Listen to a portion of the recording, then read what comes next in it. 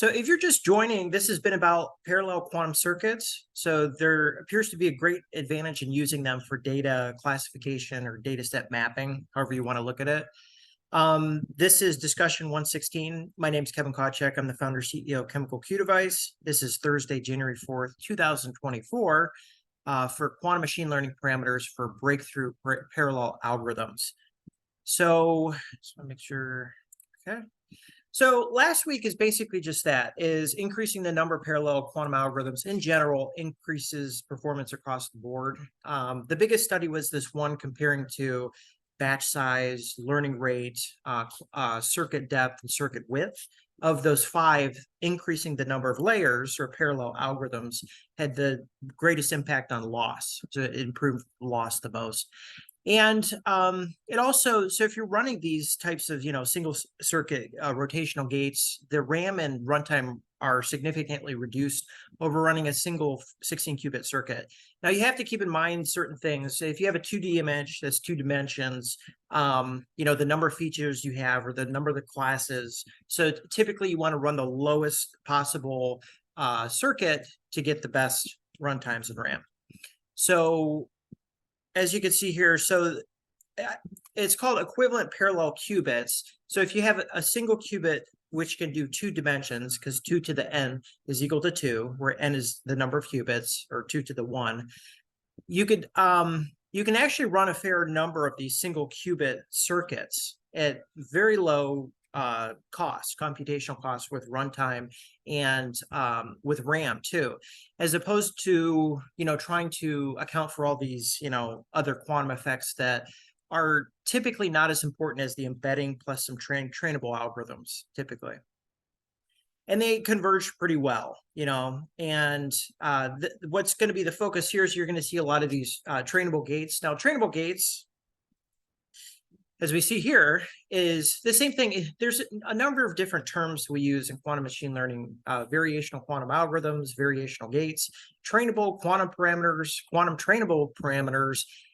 It all means the same thing. Now, you can actually run pure embeddings and, over the course of the, getting to the lowest loss in the energy well, sometimes that's better than having, some forms of trainable parameters that in the quantum sense, the rotations are optimized over the course of the run. And there's a fair number of work with this. So if you're just kind of new, this 1, 2, 3, 4, anywhere from how to train with optimizers to just how to code with PennyLane and 100 different code tips, that type of stuff, that's all in there too. So what's going to be focused on today is basically taking an even finer look at what went well last week, which was basically these number of layers over, 4 other types of settings. And, focusing on this is all about variational trainable gates. So for those that don't know, so if you have weights and biases in classical machine learning, these are typically values that, they get, changed to optimal numbers. And you can have hundreds, thousands, millions, billions. Now, where we're at with quantum right now is we're typically lower with that as far as total number of trainable gates, but we don't need as much because there's more information enclosed in, with circuit embeddings. And there's effective parallel qubit study. And, basically you can't go very far if the algorithm's not good. And I actually went through a bunch of the more traditional ones that you would see in research papers, these 4-qubit variational quantum circuits that have a formal embedding, a rotational layer, a variational layer, and it just, doing it this way, the performance is a lot better. And also, most of these have been done, not all, but on the standard. It's a PennyLane demo by Thomas Bromley, and he did the Keras and the Torch. The Torch is a little bit more reliable as opposed to some of these other ones, or the Keras ones. So what you're going to see here, so this is picking up from last week. So all of these, the only thing that's changed in this B size 1 through 7 is just the batch size. Okay, there's a standard basis. So I used a 10 qubit, and it's basically 2 layers. So it means that there's 2 of these circuits in parallel.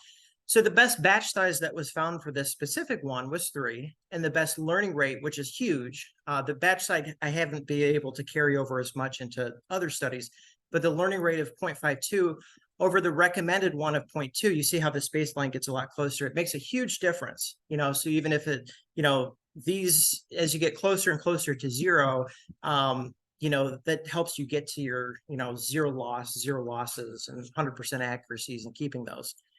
And then likewise, the other three, so you'll see best algorithm here was 8 rotational embedding gates, and then you'll see best circuit size. Now, the issue here is, sometimes you do get better performance. And this one actually from 10 to 15, it's better, but from 15 to 16, and you would think 16 would be better as far as pure number of circuits in that case. And then the number of layers here, you'll see 1 through 8. And actually, I took it out to 9 too, and it was even lower. So out of all of these single variables, the number of layers, doing these, and this is for classification applications at this point, or data set mapping over the surface of the qubit, the number of layers, number of parallel circuits has the greatest effect so far. So what I did this week is basically there's what this first one, this 10 qubit, 2 layers is basically, this is the one from last week. And the 2 best with this is there's 8 rotational Y gates that are for the embedding. And then I'm adding on single trainable rotations. So you'll see ARY, and then a single RY trainable, and then 2, 3, 4, 5. Now, the ones that had the best was this 3 trainable rotational gates on top. But the convergence wasn't too well, although it had the lowest validation accuracy. As compared to the next one, it had better convergence. So when you're building algorithms with these, especially with the embeddings, if the loss, you could track, actually on the Keras demo, it already had it in it, and the PyTorch I did install it, through the help of OpenAI, is you could track how well the losses, converge throughout the run. So you actually want them converging to similar values. And that's not always the case. Like this specific one, the learning rate was a little low, it's 0.2, but it's carrying over. It's another one of these. So there's 6 total variables. And this one actually had, between 0060, 0067, really good, better performance. This is like the next iteration of variables than the other 5 from last week. So figure like we're adding on to the quantum machine learning parameters with these rotational gates. So how this looks like is you have 10 qubits, okay? So it goes 0, 1, 2, 3, 4, all the way up to 9. And then that accounts for the width of the circuit. And then the depth of the circuit, let's start with the 8RYE. That's 8 rotational Y gates for the embedding. It's taking in the inputs. It's not changing, okay? So the next one, so say, for instance, the 4YTs adds an additional 4 gates. So you're going to have, it's a total depth of rotational gates of 12. So, that's the depth. So you go 12 times 10, and then, 120 parameters, for this specific quantum architecture right there. And then, so this has been found before, is basically, runtime increases with RAM. Now, the number of rotational gates is going to be slightly not as steep as increasing number of layers, because you're simply adding on to a gate instead of doubling the number of circuits in parallel. So that's as to be expected. But in both cases, it's nowhere close to if you were to add on to the number of qubits. Number of qubits in quantum simulation is an issue.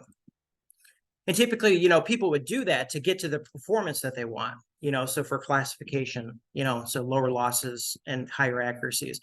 So the 2 that I picked out here are just that. So you have the 8, rotational Y gates embedded, and then you have either 3 or 4 shown here. So, the one with the very best convergence was just the plain old embedding. But the one that was just off, I think by just, 0.0001, something like that, is the 4RYT, this specific one. The accuracies aren't quite as important as the losses and the convergence, because when you're designing algorithms, and especially taking all this further, especially for embeddings, is you want the closest convergence. And in any study, it's hard to get to the point where you're just satisfied with your current algorithm or architecture that you have. So this particular one is the biggest study. So this is 88 runs. So it's 11 per layer. Okay, so for this lower left hand, just focusing over here, 10 qubit 1L is a single circuit with 10 qubits with 4 rotational embedding gates. And what's happening in this lower left hand corner is that rotational gates keep getting added to it. And actually, the single circuit in every case that I tested was a lot worse than even so switching to 2 circuits in parallel, huge performance over just a single circuit. So you see this go down and down and down. So this is 10 qubit 2 layers or 2 parallel quantum circuits, 10 qubit 3 layers or 3 parallel quantum circuits, and it goes down and down and down. So you see it kind of like flatline a little bit here. And the way the runtime and the RAM looks, in this specific one, so I always compare minutes and gigabytes. So those are 2 common scales that I came across in these studies, okay? So you want your RAM to be below runtime, if at all possible. So I had set this basis a while back, and I'm continuing to do studies, and it's not horrible, but you could see that these, this torch orange that you see here, it's above the runtime. Okay, so it's easier to take care of runtime than it is to take care of RAM. And in all these cases, especially at 10 qubits, not getting closer to 16 or 20 or anything like that, we're not talking like, exponential amounts of RAM. This is still at the very worst of this 10 qubit, 8 parallel algorithm, only like 12, 13, gigs of RAM. And I had like 50, on this high RAM CPU. And then, so what's shown here is basically this is 10 qubit 1 layer or a single circuit in this upper quadrant. And then this is basically, this is a double, this is 2 quantum circuits in parallel. And then this is basically 3, and then 4. And then over the course of all these, you'll see a single circuit 0.00152 go down to 0.0105, and then, add another parallel circuit, 0.091 or 0091, and then 00985. So what was interesting is like this trend continues, and it seems to have stopped in this specific circuit. Like I said, this learning rate was a little bit low. I just because that's the way I found out this 0.52, which is the best one. But anyways, in the 7th one, so this is 7 parallel quantum circuits with a maximum number of training gates that had its best value. But then for the next one, for the 8 layers of these circuits, it was just the embedding and the variational, the number of parameters didn't help in this specific case. But there's lots of things as far as taking that and making it that specific study better. And it's more of a comparison between, these other 4 or 5 studies that was done before and then the current ones. So what we have here, so these are the Berkeley colors, is basically everything to the left here, the bigger bars are going to be a single, well, let's see, it's a bad embedding. So this is an example. This is a use case example. So basically all of these on the left only have a single rotational Y gate for embedding, and then it's increasing the number of trainable rotational gates. So as you could see, it didn't start off well at all, 0.5 and 0.5 for training loss and validation loss. And then adding a single rotational gate actually helped a lot. And then getting up to 5, it helped even more. But these are still relatively poor numbers. And you'll get this stochastic nature or random nature of running these single circuits in this model, running a double wide, double parallel quantum circuit helps right away. And then this next one is basically fixing the embedding to 8 of these rotational Y gates. And these are gates based on the inputs of the data set. And I'll get to the data set a little bit further along. So what you'll see here is the embedding was good. 1 rotational gate was not good. So lower is better here. And then actually 2 rotational gates helps a lot. So even if it doesn't look like much, with this blue and especially with the gold, color here, is basically you'll see these losses start to really, get down low, if things are set up correctly. So in other words, good embedding, good strategy in adding rotational gates sequentially, I think, is a good strategy for anybody that's using quantum circuits with classification. And then so for runtime here, so the other part of this story is the number of equivalent parallel circuits on the left-hand side is 10 times 60. So that's 600. So it's not always the case of having the highest number of equivalent circuits. And I cannot stress enough the importance of the embedding. And then once the embedding is converging well, like the zeros or the values are going to similar numbers, hopefully closer and closer to zero, then start adding on these rotational layers. And that's just what it was shown here, is basically significantly less runtime and RAM, because the circuit was set up correctly before adding on to the number of parallel algorithms. So just adding parallel algorithms is not just a free ticket to get better performance. And that's what's shown here is basically, so I highlighted on this one, so the single rotational embedding, which is proven not to be effective, and seeing that low number, and just the results are more stochastic in nature or random. And then, with this specific one, getting that lowest loss of 0.0011 with the 2 rotational gates. And then actually this, does open up the 100% validation accuracy for this data set that's in this lower right-hand corner. And it was trickier when I first started. I could not get 100% on it. It's got one of these orange dots, and basically it's an XY plane. And then it takes 75% of those dots, and those were for training. And then 25% is for testing. And I don't think it's actually the easiest thing to do, because, it's not like you're training on, thousands and thousands of neuro images or medical data, where this is more like you have that one fixed thing, and it's how well can you draw a nonlinear line to separate the classes. This is the Make Moons data set by scikit-learn.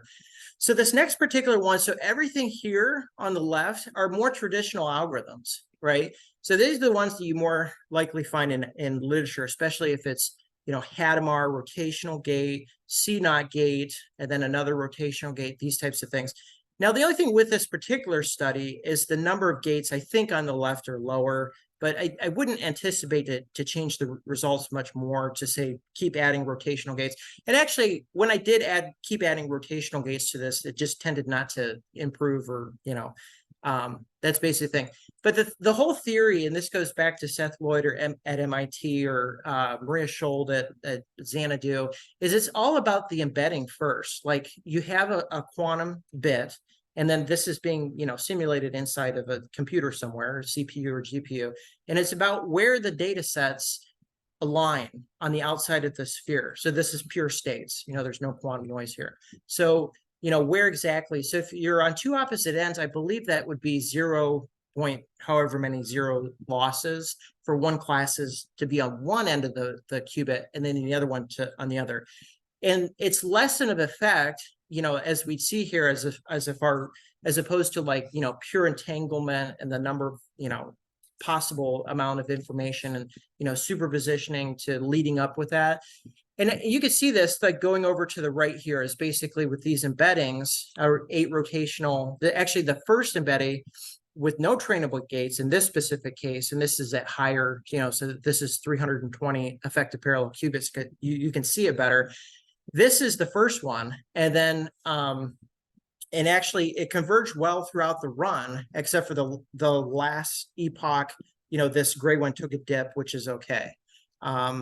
So what you see here is basically then adding these rotational, these quantum parameters, helping quantum machine learning, is getting this very good loss here of 0.0003. And I've gotten, triple O's, or I'm sorry, 4 O's, and then 100% too.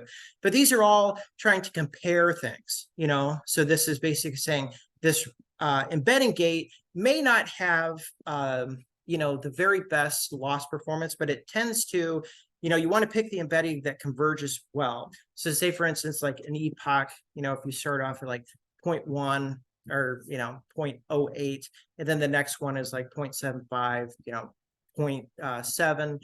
And then eventually, they should start to get closer. And I believe for this one, they actually converge well for the majority, and then actually on the last one. So it's not always the case. Every single value, should be we're talking about the loss of the training versus the loss of the validation set. Is they're not always going to be the same. And then here's what's shown basically is, this is a hint as far as like how many gates are used. So in this specific one, you see runtime way above RAM. Now, the thing with this, and we can discuss this further after this concludes, is basically the reason why this is because these circuits are 2-qubit circuits, okay? So on paper, you should be, and I've been able to get single qubit circuits at very high number of parallel algorithms with the same exact performance at like 10 qubits, with like 32 layers.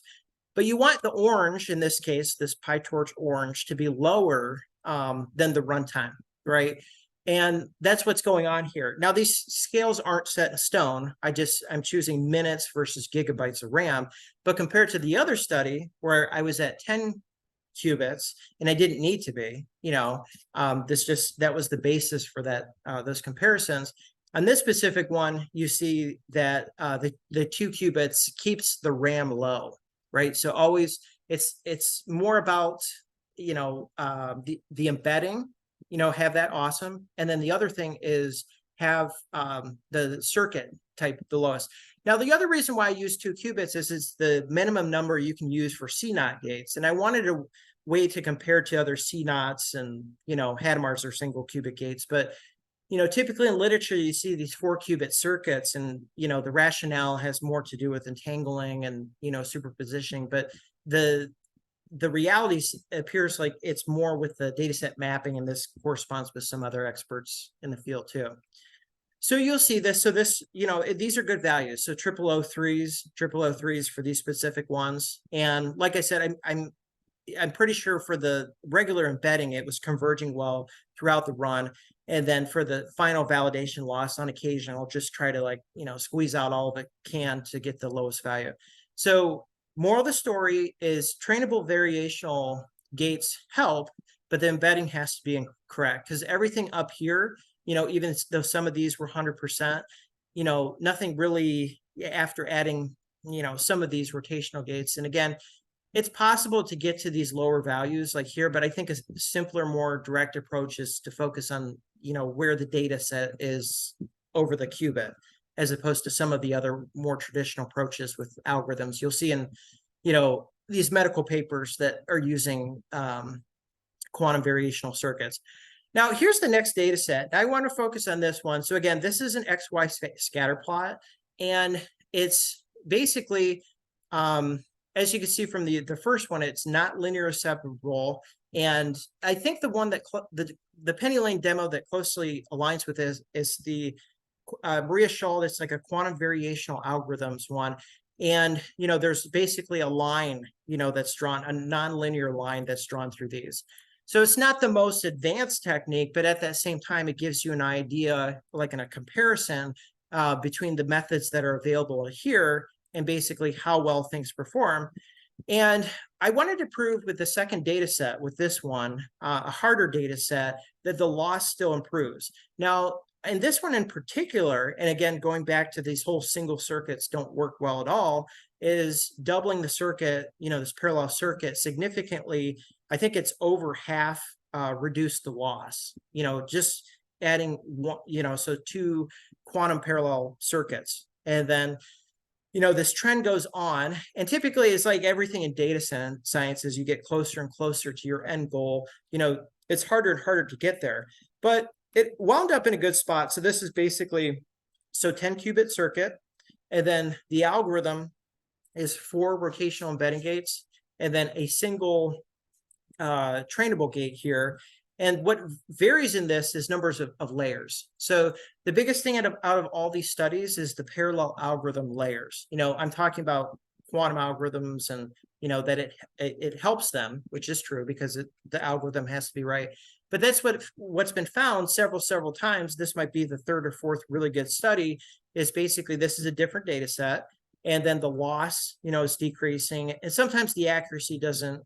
So this is This the last one's really good because you can see it's actually converging better than the two previous layers, right? So if I had 6 parallel quantum circuits here versus 7 versus 8, so that's what's changing there. And so this is the data that supports, and then again, likely if I continue to this study too, is 0.0371, 0.034, or 0.0304 is closer than a lot of these other ones as far as convergence, right? So think about convergence, losses as far as like the viability of future algorithms that you have, right? So if you have a good embedding that converges well, chances are when you go to add trainable portions to the circuit, it's going to behave predictably. Now, what else was done with this is basically, to show, and these are basically 32, this is a 32 effective parallel circuit versus single circuits. Now, the single circuits in Keras weren't, it's this sequential, it had some issue with processing. But anyways, on this specific one, you see the increasing data set noise. The 0.2, which I did before, increases noise and decreases accuracy. In other words, it behaves predictably, in this model with Keras as the data set gets harder and harder.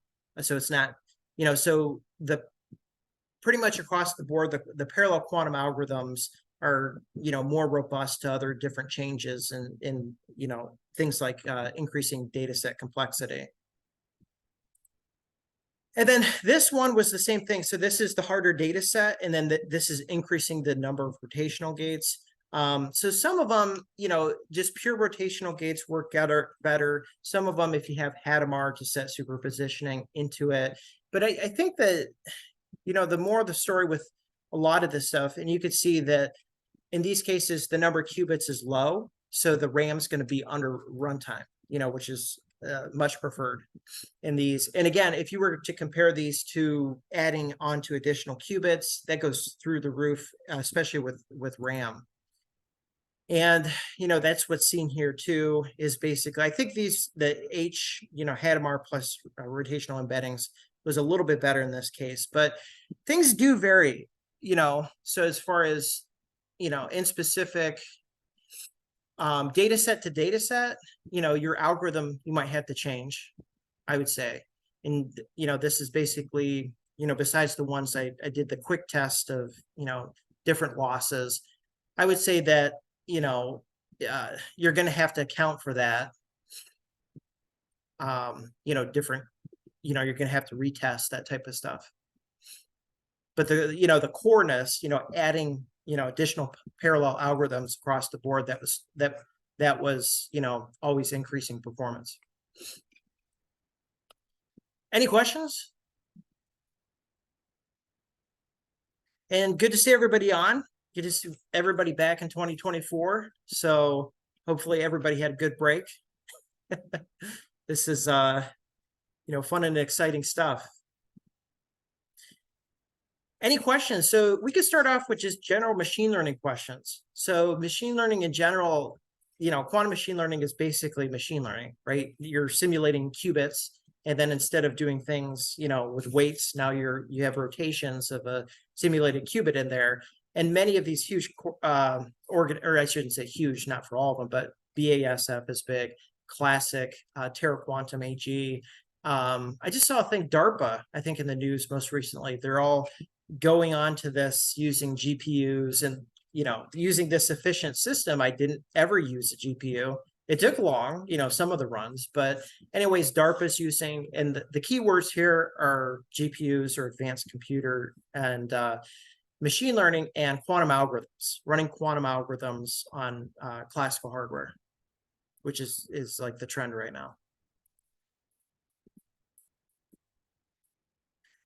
Any questions?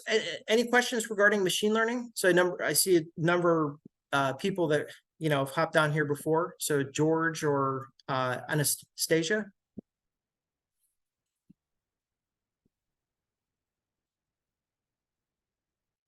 And then if not, Dino or Jesus.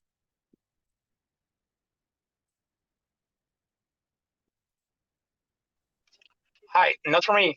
Everything was all right. Well, thank you very much for sharing this knowledge. Yeah, you're welcome. Yeah, so you know, you want to get on things that work, and I had to run 38 demos to get here between Qiskit and Penny Lane, and these are sticking. So anybody else, and it could be anything, just basic, basic questions about qubits or quantum bits. And may I ask you about the presentation? What does it mean? The abbreviation YT and YE. Yeah. In the algorithm abbreviation. Yeah. Yeah, so very commonly they'll use the term RY, which is rotational Y gate. So the qubit rotates over the y-axis. So it's often commonly called bit flip and phase flip. It's all has to do with this quantum sphere of what's going on there. So an RYE would be a rotational Y gate for the embedding, meaning that that's taking in the inputs of the actual data.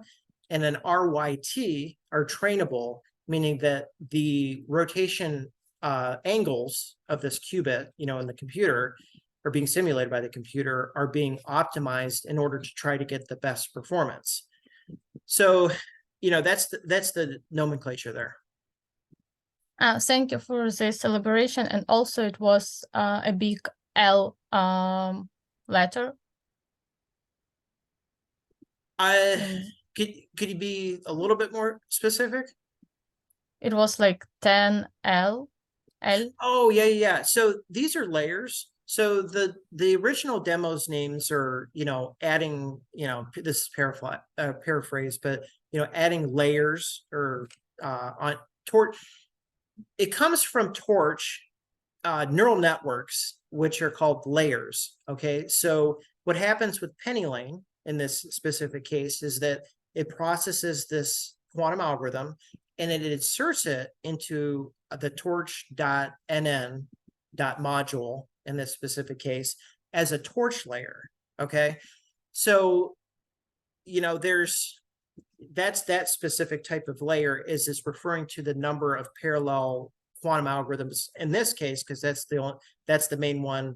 And you could do, series, which I didn't find to work nearly as well, like, series one after another. So yeah, if it's 10Q2L, that's a 10 qubit circuit. And then there's two of those. And then after that, there's the algorithm, and then the algorithms in each of those circuit, and they receive the same information for every quantum algorithm. Thank you, I got it. Yeah, thanks for the questions. And again, there's no, there's any types of questions are fine, right? Because if you have questions about, qubits or, some of these other terms, and that's why, I have up there those 4 other discussions. You have, layers in a traditional sense is can also refer to the number of these gates that line up in vertical columns, with the qubits. So, the circuit width is the number of qubits, and the circuit depth is also could be referred to the number of layers for the circuit. That's analogous to like deep learning. So what's different about this is basically you're doing things quantum mechanically, right? So I showed in the beginning that mathematical formula for RY that relates to it's a matrix, that this linear algebra, that's what's being processed is that specific matrix at that specific time evolution, for the quantum circuit. So Kevin? Yeah, go ahead. Yeah, could you, I've been coming in and out because it's a weird day here where I am, but I don't think you showed us a drawing I don't think you showed us, well, here's a layer and then this is what's going on and then there's another layer, and can you do that? Just so that I understand what's going on here. Yeah, so I would definitely check out last week's, and then I have to put the finishing touches on this week's. Okay, all right, okay. Thank you. Yeah, and I think the take-home message with all this is whatever the embedding is or whatever the algorithm is, this, full, quantum circuit, having those and having it process in parallel as opposed to just a single circuit is a huge step. And then the additional fine-tuning, which can also be quite significant too, is, having 3 in parallel, 4 in parallel, those types of things.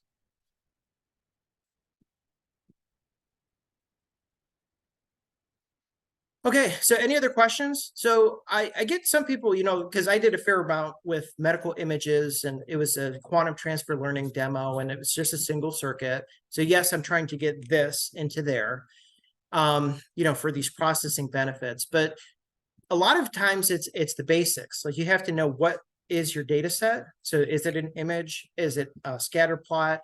How many dimensions is it? Now, machine learning in specific, a dimension is typically row times columns. So, if it's a 2D image, that's 2 dimensions.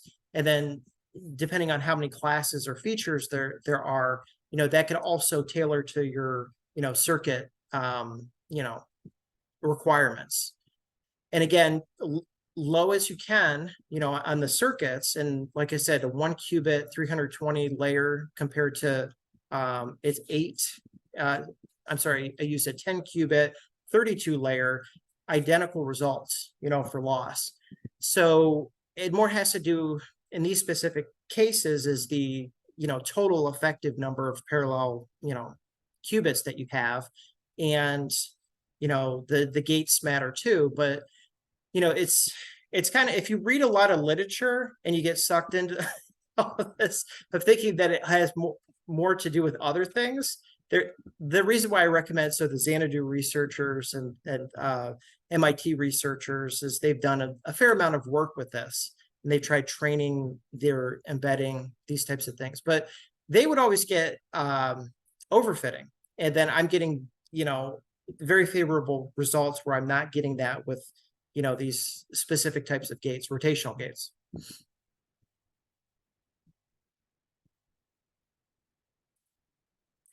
Anybody else? So yes, I would definitely say if you didn't tune in last week, so that one's all fixed. It takes me a while to catch up. And then, this will be up for sure. And any other questions, so quantum circuits, parallel architectures. Now, this is all resting in this torch.nn framework.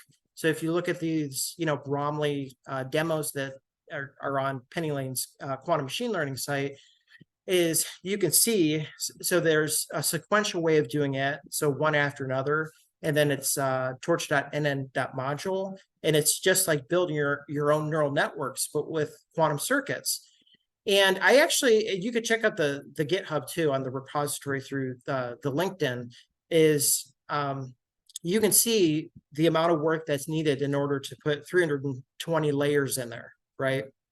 So if I do a 1 qubit circuit with 320 layers, there's basically 3 parts that you have to, fix the numbers for it. And I believe that, this is going to stick with parallel architecture. The quantum circuits themselves already have aspects of, advanced processing, right? We're talking, quantum bits with data sets, right? So I don't think that, I think the focus should be on this as opposed to, okay, say if you want to split this into, sequential here, parallel here, those types of things, because the quantum circuits can get elaborate. But in any case, I would recommend to anybody is just use this framework, this Penny Lane framework, and then, now use your algorithm in there and see how much better your results are.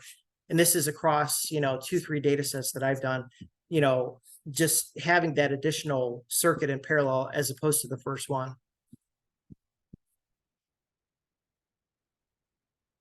And any other questions? So PyTorch. So the main libraries being used here are PyTorch, I believe NumPy too, Penny Lane. It all rests inside a Python notebook. So if you've heard of these, it's a .ipynbs. It's a Python framework. So that's typically how all of these are carried out. Now, the issue with the PyTorch and Keras right now is they don't have compatibility with GPUs with penny lane. So that's why I run all of these on high RAM CPUs, which isn't a huge deal because they're efficient. But if you do it in NumPy and penny lane with neural networks or splitting, algorithms into two or more, you can get that GPU access. And I've run other, I've benchmarked other devices, a whole slew of devices that work, very well. But there's that issue that's existing right now is there's, your actual, if you want to run, TPU, GPUs, A100s, V100s, whatever, is that on this stuff, at least you have to run, some type of a CPU. But mine's high RAM, it's on Colab, and it's, twice as fast as a regular CPU. But I think that gives it more credence to the study. These aren't overnight runs at all, so if I think of what's 600 seconds is 10 minutes, and if I'm up to like 2,000 seconds, that's less than an hour still. So this for researching, it's doable. Awesome. Anybody else that we haven't heard from?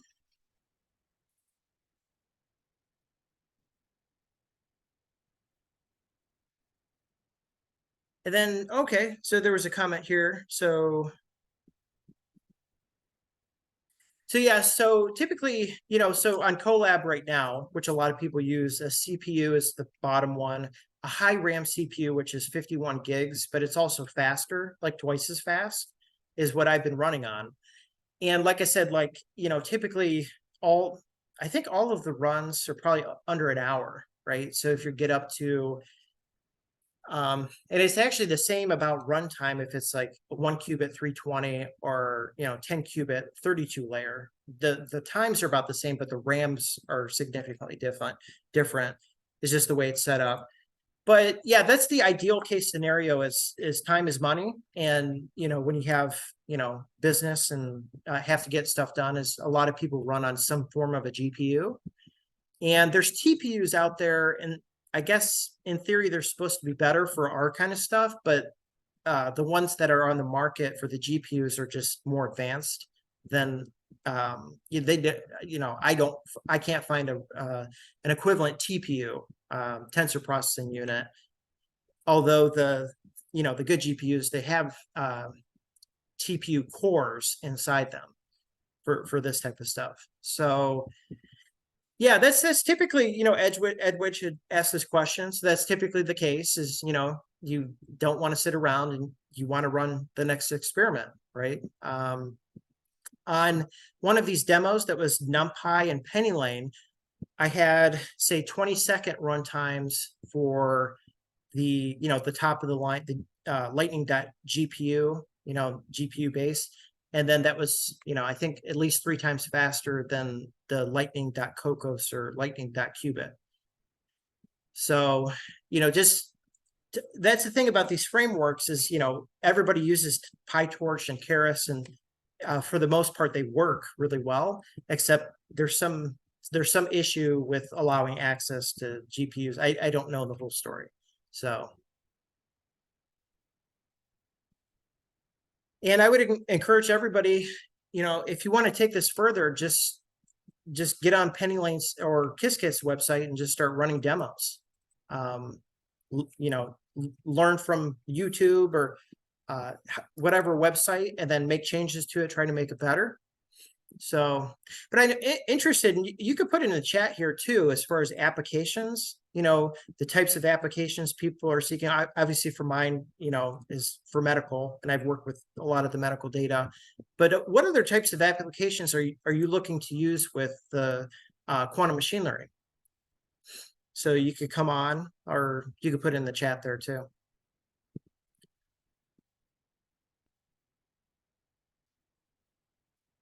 And yeah, I would say, there's just a slew of these papers where it's, medical data, Alzheimer's or brain tumors or these types of things. And the, the algorithm or whatever, it's just like, oh, by the way, we just use this simple, Qiskit embedding or whatever. And it takes a while to get to that point of feeling, okay, then we tested it further, added the correct number of rotational gates and those types of things. But I think that the proof of concept phase it should be leaving, right? Because say the original quantum transfer learning demo was 2019, and a lot of people used that in their papers, and all the same way, like just single circuit, results are debatable. I had, some of mine were like 11% higher than the closest classical equivalent model, but at that same time, they were both low. They weren't great, awesome results. So yeah. So there's lots of studies, and I've kind of done summaries on these too. So Edwidge had put in there, so chronic disease. So pretty much every disease with these quantum machine learning algorithms has been studied. COVID-19, arthritis, brain tumors. I think there's some other ones too. I think breast cancer too. So the research is out there, but it was like more like, okay, we just, it's not like, I just don't get that feeling where this is the awesome algorithm that we've iterated over, months. And then now we have these awesome results, and people get stuck using single circuits that, according to the entanglement and the superpositioning and all these stars aligning, but it really has more to do with the, the data set mapping, and this according to MIT and Xanadu. So, but yeah, there's a bunch of those up there too, Edwidge. And, it's just to take it to the next level, you kind of have to think of things a little bit differently as far as, running quantum algorithms. Anybody else? So yeah, we touched on medical, machine learning, quantum parameters. And I know I get that sense there's a fair number of people that want to learn, just quantum computing 101. If you look on this discussion on the YouTube, there was a lot of Qiskits and a lot of the penny lane, like how to do penny lane, basically. That was a really good one. But, you'll have to understand the basics, right? Like what's a quantum gate? When I mentioned these, rotational Y embedding gates, it's a single RYE gate that is a matrix, right? So as the data set, passes over this whole thing, then, it affects the way that the data is processed. So, these types of things. But yeah, it just comes down to like, what do you want to, use QML for in the future? And I wouldn't just solely go by if they say it's, multi-billion-dollar industry by the end of the decade, these types of things. But find things that are tangible, that are working, and then, build off of them. So I'll be building more off this, and I have a feeling other people will be building off this too. So.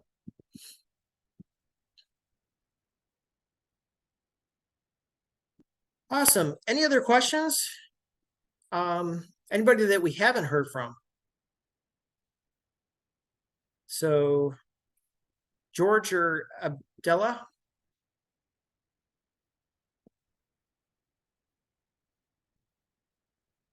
And wherever you are in your quantum journey, just don't give up, right? So there might be a reward for people that, but I would just encourage everybody to just get on to the hands-on and coding, because that's the only thing that's like completely different, right? Or it's like has a application for a product, those types of things. So find your favorite, if it's Qiskit or penny lane or Cirq with TensorFlow Quantum, whatever works for you, just stick with it. And people in all three of those do. Now, as far as getting up and running, there's discussion forums. There's Xanadu discussion forum. I think they get back on the 8th. They're typically very good throughout the year, 1 or 2 days to get back to you if it's not the weekend. The Qiskit Slack channel is huge. I don't know who actually works out there, I think there's a couple people, but anyways, it's huge, right? Because it's got all these channels. Maybe the Penny Lane one is, the actual people that, work on the software. Yeah, and George, there's so we'll start with, we haven't talked about Qiskit much, and Qiskit can just turn the corner at any time and just announce that they're going to come up with some new demos and embeddings. So the embeddings in Qiskit are called Z feature map, which is all single qubit gates, or you have your ZZ feature map, and I don't think that's trainable. Typically, the embedding maps just take the inputs of the data set. So those are the two main ones, but you can make your own embeddings too. So those are some embeddings there too. I like the approach of just making my own, right? Because if I see rotational Y gates have worked good in my other studies, why not make that one of my studies, just go 1 to 10 and then see which one works best on the data set, not changing other variables. And to get it up and running, I would do just that. Like, you can get some pretty good results, if you have an idea what you're doing, in not much time, if you're just changing one variable at a time. So, you might get on there and just say, okay, well, this is good, and you change 3 things at a time, and it doesn't work. And then all of a sudden you're kind of like, confused. But, so change rotational gate at one thing, or change number of qubits, or change the learning rate, or the batch size, or number of parallel circuits. Those types of things, like a more kind of methodical approach, oftentimes works best.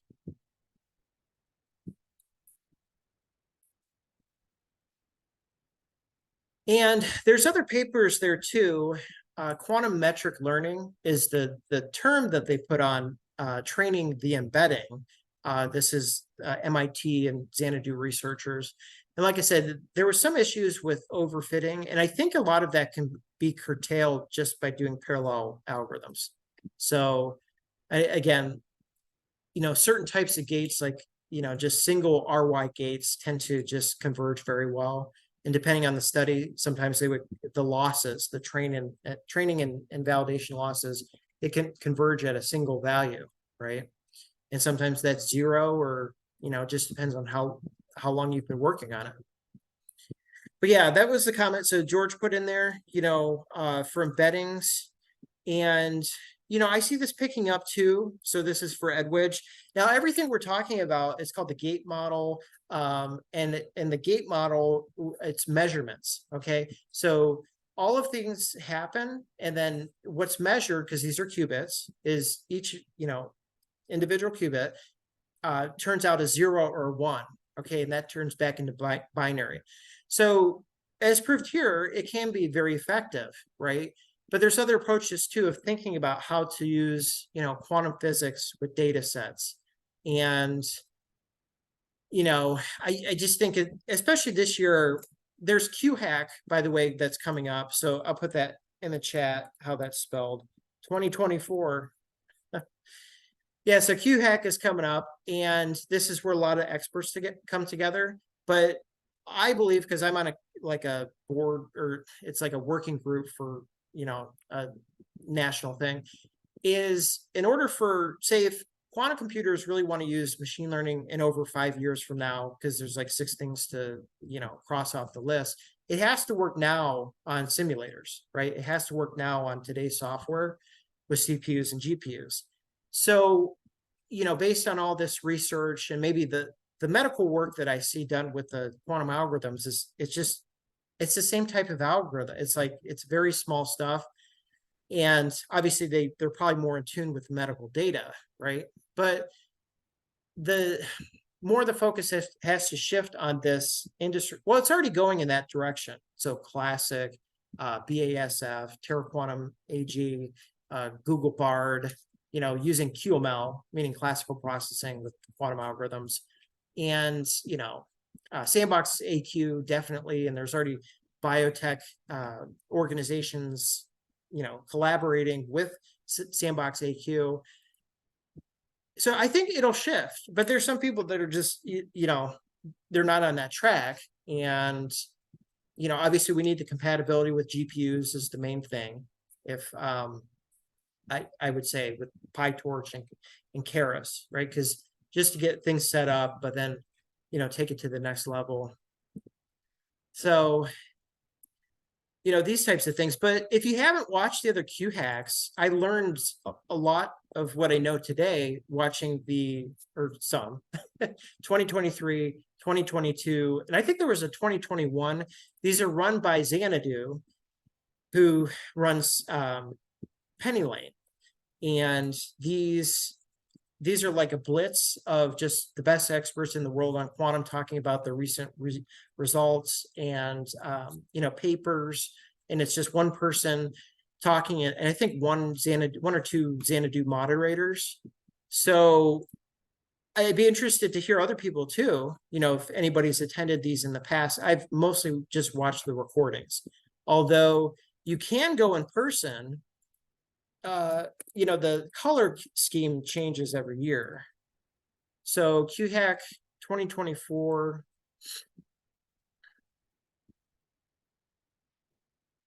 February. Oh, okay. So QHack in person. It looks like actually in February 8th, maybe to like the 22nd, kind of like they call it like a hackathon. But anyways, there'll be just all these YouTube videos, QHack, you know, and you could, if you're looking for a specific topic, you know, finding the correct QHack video. And I can almost guarantee you over the course of these several years, you'll probably find it. But of course, you know, you might want the most up-to-date one.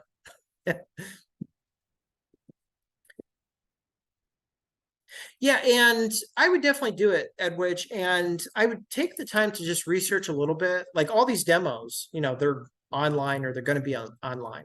So if you're good with data set manipulation and turning, you know, scatter plots into, you know, your image upload, those types of things, I would check those out.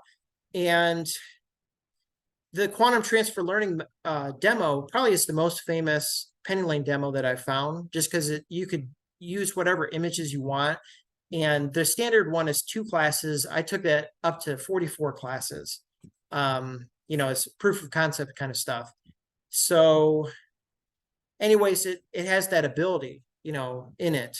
So it's actually got a neural network too. It's called a convolutional neural network, or ResNet, built in. And you can change that. You can change that to like a different type of ResNet with like two different clicks or 2 different cells you have to change. So it's pretty cool stuff. And then anybody else? Any other questions about what's coming up this year? You know, QHack and any other things that you've heard? You have a question?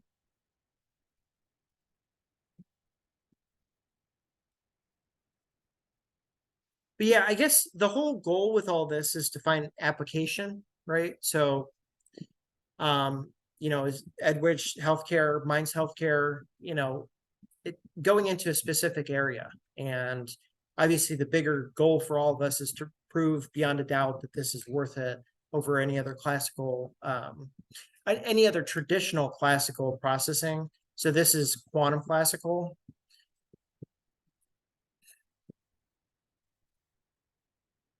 Awesome. So let's see where we're at here. Appreciate everybody coming on. So this was discussion 116, Thursday, January 4th, 2024, for quantum machine learning parameters for breakthrough parallel algorithms. Hope everybody has a good rest of the night and a productive rest of the week. Take care, everybody. Bye.